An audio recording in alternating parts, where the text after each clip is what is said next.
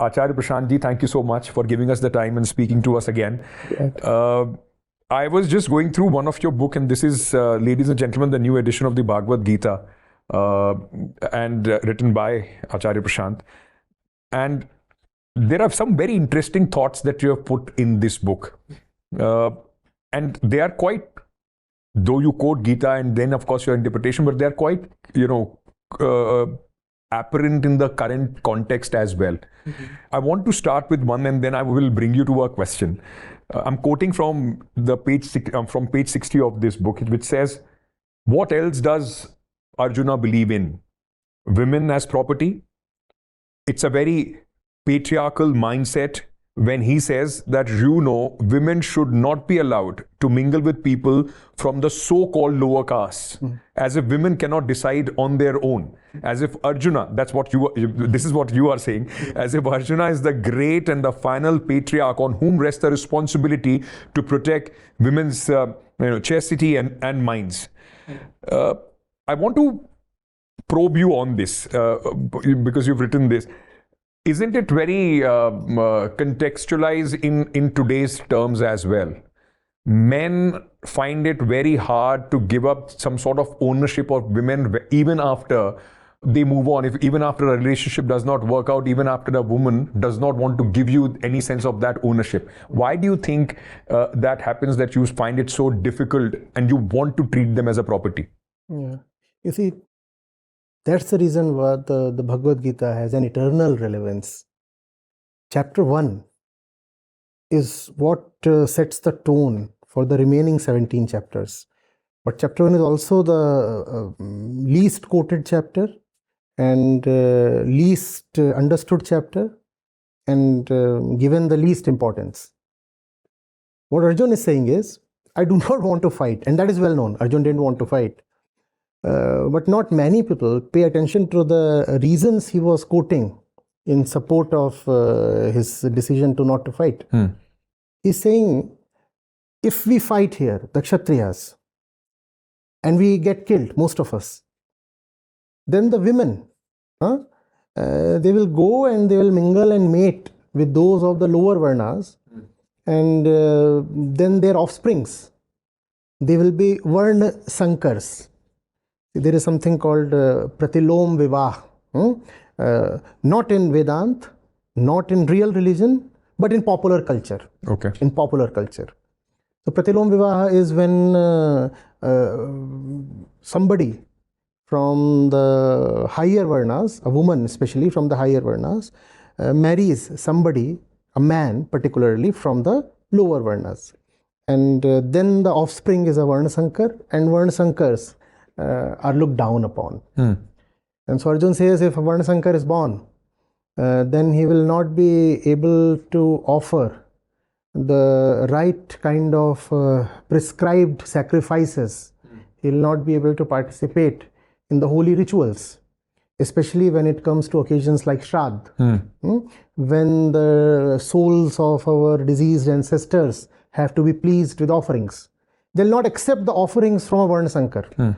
So they'll go hungry and thirsty. As a result, a great curse will befall the kingdom.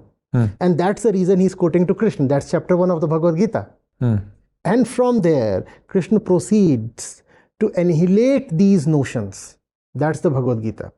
Which means, just as the message of the Gita is eternal, these tendencies inside us, the tendencies you asked of, why do we treat women as property? Why do men find it so difficult to really move on? Inwardly, they retain an idea of ownership even after the relationship is no more. Yes. Why does that happen? Because that's a basic animal instinct. That's got nothing to do with the current culture or civilization or something that has recently happened or something that is dependent on a period of time. That was there so many thousand years back, that is there today. And as long as we remain genetically who we are, that will remain. That's our animal tendency.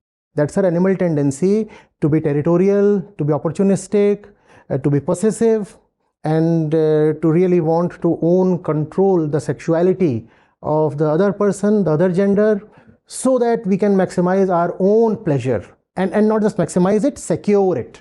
When you own something, then there is a sense of security. This thing is with me not only today, it's also not going to go away tomorrow. So I own it, and I own it with security. And that's the reason why men have wanted to control women's sexuality since time eternal. That's there in the Bhagavad Gita. That's what we find happening today. You see, you look at the current conflict, what we have just witnessed, the unfortunate deaths and the Pahalgam massacre. You see the clear gender angle there, right? The terrorists come, and then they are sparing the women and shooting all the men, and they are telling the women, now you will be left alive to bear this agony all your life. Go and relay this back. And then the Operation 2 was codenamed Sindoor. You see the gender angle? Yeah. And then you also see how the daughter of the diplomat, Yes, who would appear on screens, Foreign Secretary, yes. the foreign secretary, how she was targeted. Probably the said diplomat also has sons. He is himself a man, even if he does not have sons. But the one chosen to be targeted was a woman, his daughter. So there is always a gender angle to all our animalistic primordial instincts, because that's how the animal in the jungle is. He wants to fight for territory, he wants to fight for women, and inwardly we are still animals. No, but then what you picked up on, Foreign Secretary Vikram Misri's daughter being trolled online and all that vicious, messaging around her, and no, but does that come from the insecurity of weak men? Because you treat women as somebody's property, Yes. and the only way you can hit back at that man, in your head, you think, is to take away or to damage the property that that man had, and hence the woman. Yes. See, you said insecurity of weak men. That's rightly put, but there can be a more precise and refined way of putting it. That comes from the animal within us. If we say weak men, we say strong men. That does not really take care of the narrative. Yeah. Yeah. What we call as our weaknesses are actually our inheritances, what we have inherited from our jungle past. We are very recently emerging from the jungle, and whatever we are carrying forward from there today can be called as our weakness, and that includes our attitude towards the other gender. We want to own it, we want to suppress it. You look at war and you look at women, there has always been a relation. Genghis Khan, the biggest conqueror Asia has seen. India he spared, but the rest of Asia, almost all of it, plus parts of Europe, he totally ravished them. Yeah. He was not only a conqueror, he was also the biggest rapist the world has seen. So much so that a big proportion of the Asian population still bears the stamp of his genes, because there were just so many women he personally raped. War and women, they go together. We know of the genocide in East Pakistan, Bangladesh. We know how rape was a big part of it. Yeah. We know how rape was a big part of the post-partition, the pre-partition riots in India. Yeah. We know of that. We also know how rape was a big part of the motivation of the Japanese forces. Yes. In China, the rape of Nankin and the pleasure girls, the comfort girls, and all those things. We know of all these things. The animal that sits within us, that wants to fight, that wants to capture territory, is also the animal that wants to possess women. There is a clear relationship.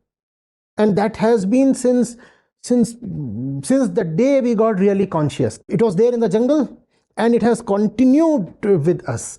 And the Bhagavad Gita presents a solution to that. So the Bhagavad Gita is actually offering a solution to an eternal problem which is obviously relevant even today and will be relevant even in the future.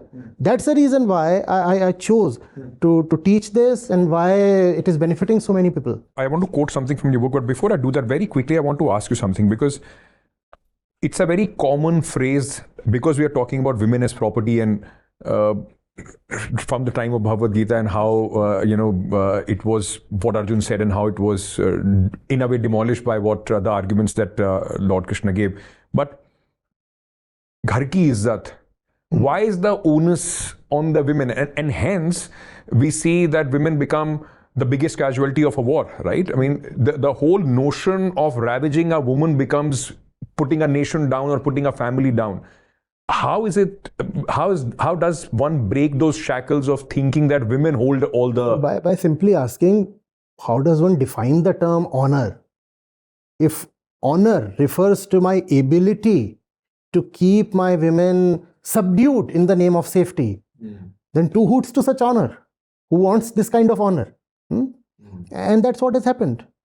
A person is honorable, a father is honorable, a family is honorable, a village or a tribe is honorable if it can keep its women disciplined, in order, marry them off as per the prescribed notions, and then everything can be said to be honorable.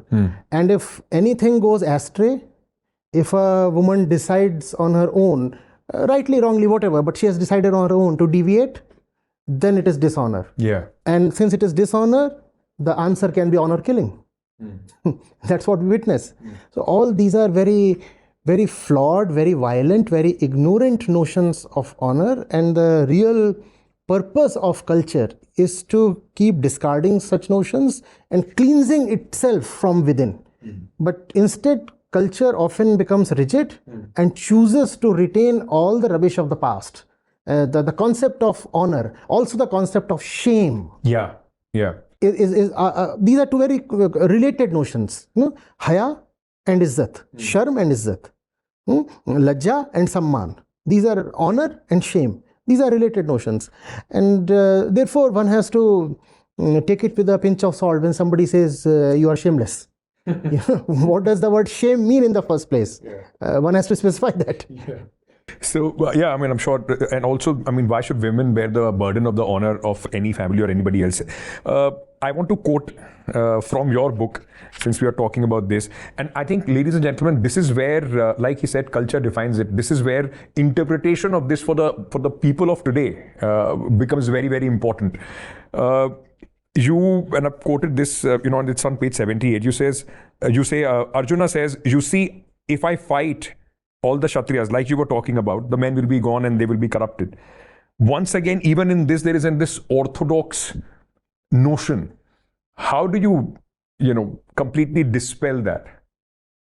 By understanding that you can have no lasting pleasure or completion, fulfillment, contentment by owning anything, including a person of the other gender, that is not going to give you anything. Just that in the course of history, the principal source of energy was the physical muscle, and men happened to be more muscular in the course of evolution than women. Therefore, they acquired a more primary affair, a primary role in the state of social affairs. But that is no more the case today. There is so much energy being expended here that's not coming from our muscles. We have alternate sources of energy. Men and women are actually equals when it comes to their contribution, their ability in the society. So these things have to be kept aside. But when there is this idea that whatever is flowing in from the past is necessarily wonderful, then that obfuscates the bare fact in front of you. Then you can't see the reality because you worship the past so much.